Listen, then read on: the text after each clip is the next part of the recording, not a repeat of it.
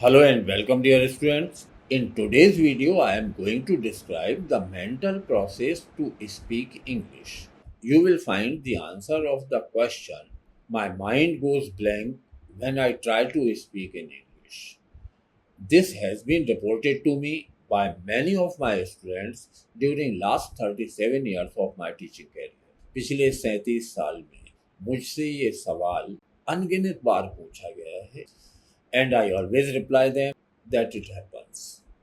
और मेरा हमेशा जवाब वो रहता है कि ऐसा होता है। It happens with everyone in the beginning, starting में हर व्यक्ति के साथ ये होता है। Regular practice is the only solution. The only solution to get rid of this problem is regular practice.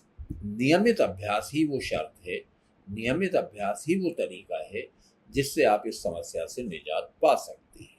If you are serious about learning good communication skills, I have certain tested techniques to share with you in this video. So surely they will help you as they have already helped hundreds of my students to develop fluency in English. Here are some useful, wonderful tips for you. If you follow all of them or even some of them, you will be able to speak English fluently. So let's discuss this problem of mind goes blank when I try to speak English. When you try to say something in English in front of a small or a large group of people, after some words, the mind goes blank. कुछ शब्दों के बाद दिमाग खाली हो जाता है। You take a pause, आप रुकते हैं। Not finding proper words, उचित शब्द नहीं मिल रहे होते हैं। यू लूज कॉन्फिडेंस, नतीजा होता है कि आपका आत्मविश्वास कम होता है। योर थ्रोट इज चॉक्ड, गला चौक हो जाता है। And after a few seconds you literally give up. और कुछ प्रयास करने के बाद, कुछ सेकेंड बाद आप हथियार डाल देते हैं कि हमसे नहीं होगा। So what to do if mind goes blank? अगर ये सही में दिमाग खाली हो जाता है तो करना क्या चाहिए? So the first advice is to have a never give up attitude. सबसे पहली चीज़ तो ये कि चाहे इंग्लिश बोलने वाली बात हो या जीवन का कोई भी पक्ष, जीवन की कोई भी समस्या, you must have a never give up attitude. आप में एक कभी हार ना मानने वाला दृष्टिकोण होना चाहिए। परिस्थिति से लड़ने का, परिस्थिति का मुकाबला करने का जज्बा होना चाहिए। Famous English poet Robert browning said in his dramatic monologue Prospice, I was ever a fighter, so one fight more, the best and the worst. Browning ने कहा था कि मैं हमेशा से एक योद्धा था, तो एक मुकाबला और ये जो होगा ये लास्ट होगा, सबसे अच्छा। सो B A fighter, never give up. इसलिए कभी भी हिम्मत मत हारो।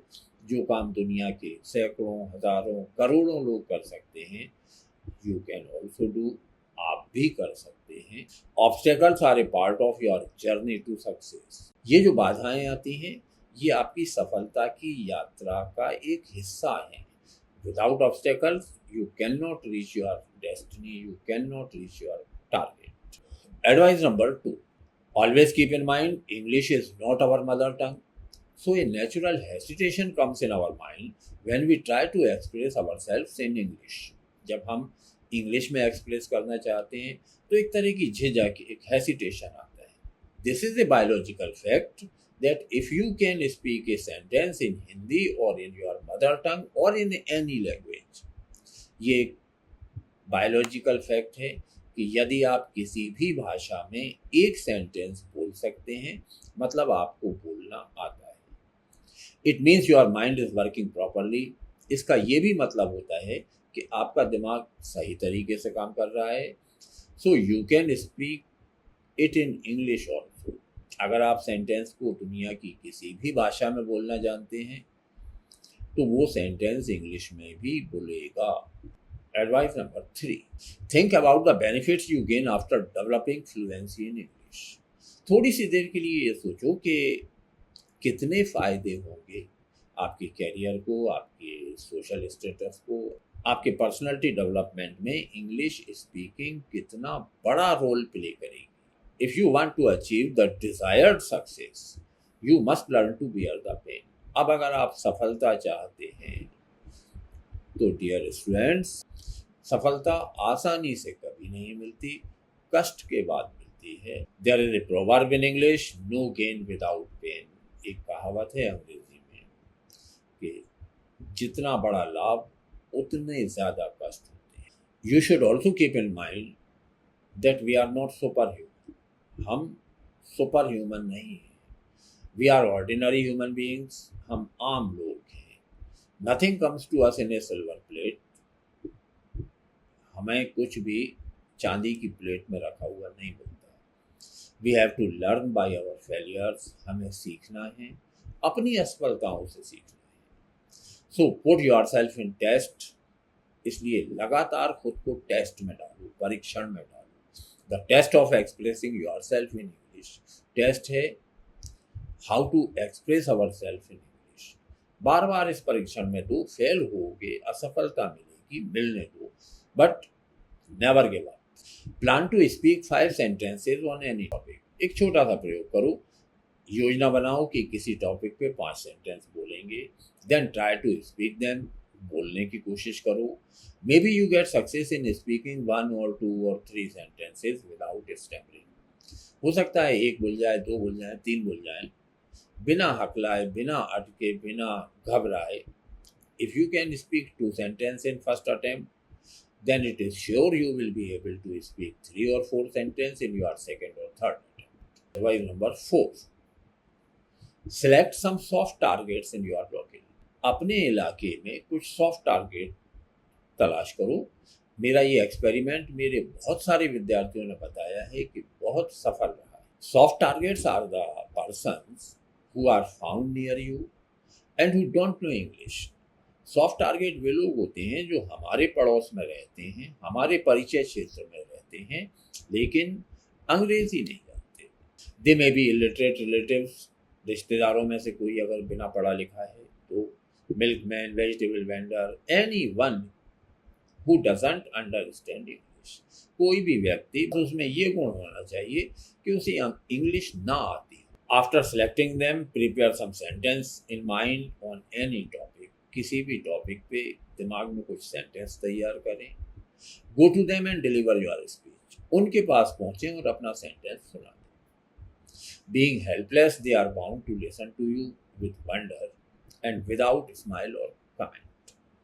जब वे लोग सुनेंगे तो because they don't know English, क्योंकि उन्हें इंग्लिश समझ में नहीं आती, कुछ नहीं कर सकते, आपको धैर्य से सुन लेंगे, ना तो आपके ऊपर हंसेंगे, ना कोई कमेंट करेंगे, ना कोई ऐसा कमेंट करेंगे जो आपकी हिम्मत तोड़े। Soon the fear of being laughed at or being criticized will vanish away. नतीजा ये होगा कि वो जो डर भीतर है कि हम पे कोई हंसेगा, हम पे कोई कमेंट करेगा, आलोचना करेगा, it will vanish away. ये दूर हो जाएगा। And once you realize nothing happens, your mind will become free from fear and you start working in right direction.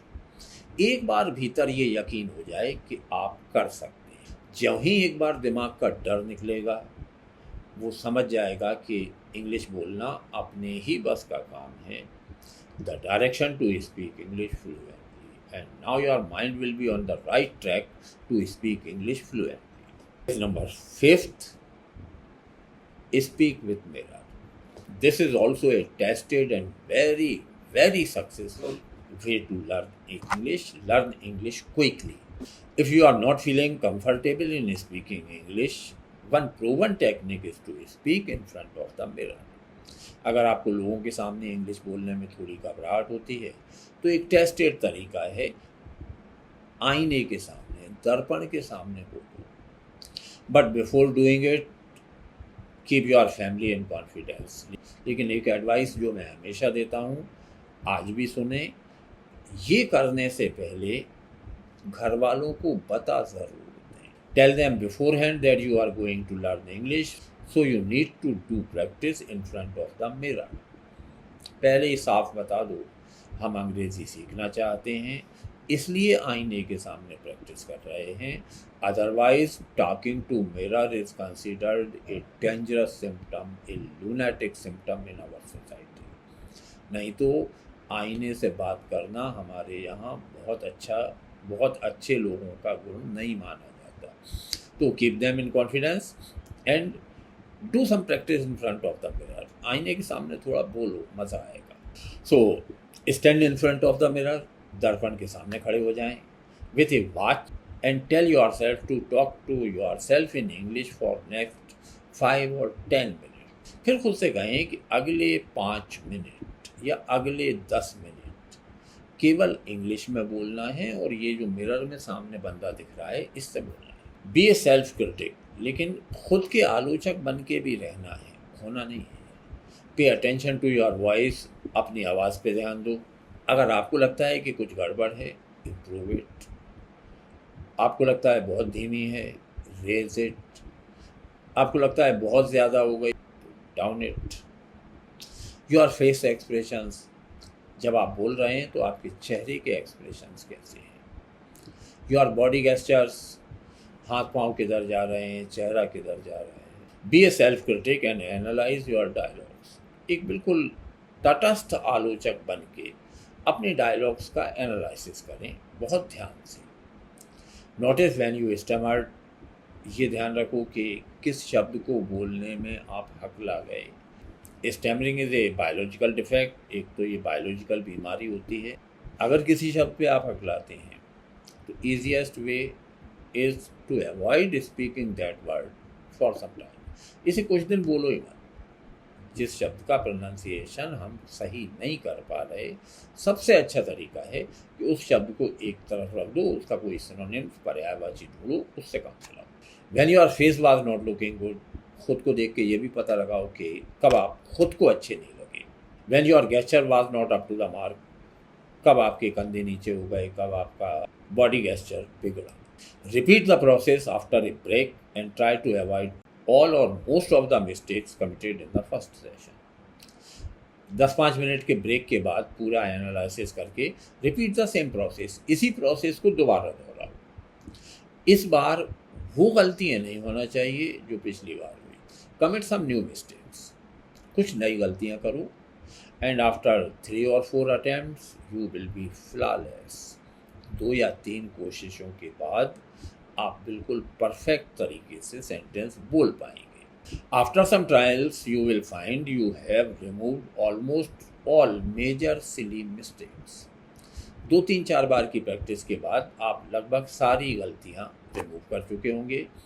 There may be some deep rooted mistakes, कुछ गलतियाँ ऐसी होंगी जो हमारे एजुकेशन सिस्टम ने फर्स्ट टू पोस्ट ग्रेजुएशन आप में inculcate की हैं। These are inculcated in you during your primary और सेकेंडरी और कॉलेज एजुकेशन। ये गलतियाँ टीचर्स से आती हैं और बहुत डीप रूटेड होती हैं, एक बार जम गई तो फिर जम जाती हैं। They will take more time to be eliminated, इन पे मेहनत करना पड़ेगी। ये गलतियाँ आसानी से दूर नहीं होती। Practice regularly because even the superstars have to undergo 10 to 20 retakes of a scene in their movie. आप जानते होंगे ये जो बड़े सुपरस्टार फिल्म स्टार हैं, इनका भी एक डायलॉग एक बार में टेक नहीं होता, 10-20 रीटेक करना पड़ते हैं, तब जाके एक डायलॉग सही तरीके से बोल पाता है। जब एक सुपरस्टार लेवल का आदमी रीटेक ले रहा है तो अपन तो अभी ढंग के स्टार भी नहीं हैं। वी मे डू प्रैक्टिस, हमें प्रैक्टिस करना चाहिए। While standing in front of the mirror choose any topic you are comfortable with.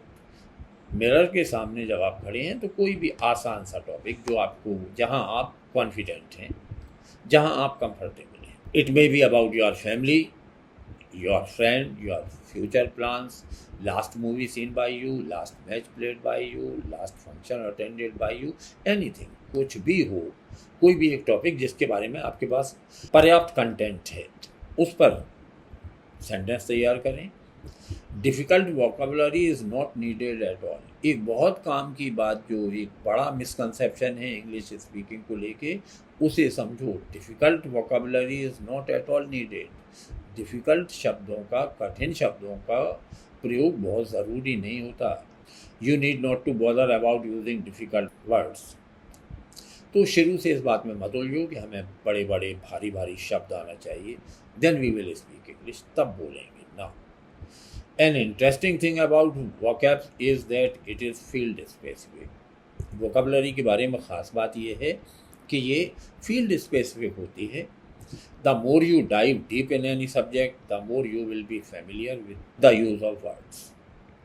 जितना गहरे आप किसी भी विषय में उतरेंगे, उतनी उसकी वोकैबुलरी आपके ऊपर खुलेगी, मीनिंग समझ में आएंगे, वर्ड्स धीरे धीरे आप परिचित होंगे। मेडिकल वोकैबुलरी अलग होती है, इंजीनियरिंग वोकैबुलरी अलग होती है, कमर्शियल वोकैबुलरी अलग होती है। इन सब का अपना एक क्षेत्र है। अभी हम जनरल वोकैबुलरी की बात कर रहे हैं, तो अभी किसी भी भारी भारी शब्दों की बिल्कुल ज़रूरत नहीं है। जो भी इजी वोकैबुलरी आपके पास उपलब्ध है उससे काम चलाएं। तो इनका उपयोग करें, कॉन्फिडेंट रहें, बोलें। English is one of the easiest languages of the world. This is the reason why it has been spoken in every part, in every corner of the world. दुनिया के हर हिस्से में इंग्लिश सफल केवल इसलिए है, सबसे आसान भाषा है। और आप फर्स्ट लैंग्वेज के रूप में हिंदी सीख चुके हैं। हिंदी दुनिया की सबसे वैज्ञानिक भाषा है। तो जब आप इस भाषा को सीख गए तो निश्चित है कि इंग्लिश तो बहुत आसानी से सीख जाएंगे। Do practice. कमेंट बॉक्स में मुझे बताएं ज़रूर, आप इन बातों पे अमल करें, आपके नतीजे क्या रहते हैं ये कमेंट बॉक्स में बताएं। और never hope to get a miracle, इस बात की बिल्कुल उम्मीद मत करो कि चमत्कार हो जाएगा। चमत्कार नहीं होते। You need practice, you need hard work. Regular practice will help you in achieving your target. So all the best. Start speaking from today. And please comment, like and share my content with all your friends, or at least with that person whom you think learning English is very important, very necessary. Thank you for being with me.